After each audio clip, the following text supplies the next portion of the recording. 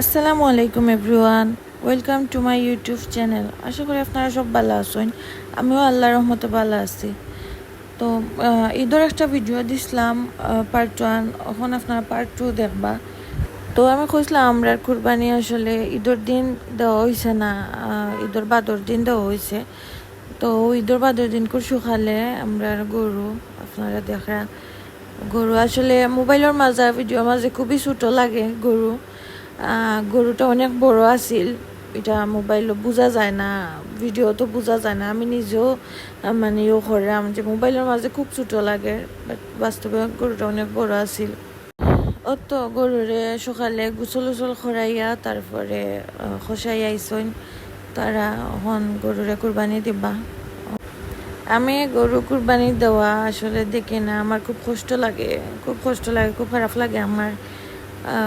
গরু আস্তে আস্তে গরু এলাকান কুরবানি দিলাই বা মানে চিন্তা করতেও আঁকে খারাপ লাগে। আমি কুরবানির দিন আমি মাংস খাইতাম পারি না, আমার কিলান লাগে চোখের সামনে মাংস এটা করা হয়, এটা মানে কিলা লাগে আর কি, আমি খাইতে পারি না, খুব কষ্ট হয়। তার বাদেও গরুর কুরবানির মাংস খাওয়া দরকার, খাই আর কি, 1 পিস 2 পিস ওইলে এলাকান খাইতাম পারি না মাংস, কুরবানির মাংস বিশেষ করি। তো দেখলে আপনারা যে গরুরে কুরবানি দেওয়ার আমি দেখি না, এটা আপনারা দেখাইবার লাগে আর কি, আপনারা লগে শেয়ার করার লাগে আমি ভিডিও করছি। আমি সাইডতলা থেকে দেখলাম আমরা গরু কুরবানি দেওয়ার, তো খুবই খারাপ লাগে আর কি দেখিয়া, খুবই ওর গরুর খুব কষ্ট হয়েছে। আর খসাই তারাও খুব প্রফেশনাল আসলা, বেশি কিছু করা লাগছে না, কোনো মানুষ এক্সট্রা ধরা লাগছে না ও আর কি। আর বাদে মাংস কাটিয়াও আমরা মানে আনা হয়েছে গরু, রান্দা লাগি ম্যারিনেট করিয়া তো হয়েছে। ও যে রান্দা ওর আপনারা দেখতে পারেন, বড় বড় 2 ডেক ম্যারিনেট করিয়া তো হয়েছে, ও 1 ডেক রান্দা ওর আর 1 ডেক নিচে রাখছেন।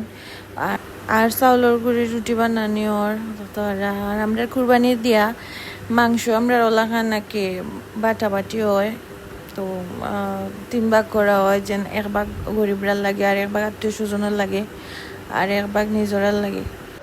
তো সপ্তাহ বাটা ওটা শেষ করিয়া আমি সন্ধ্যার পরে ফিটাও তো বানাইলাম আর কি। মেহমানো বানাইলে ঈদের সময় তো মেহমানো বানাই তারারে দিবার লাগি, তো ওটা বানাইছি আমি।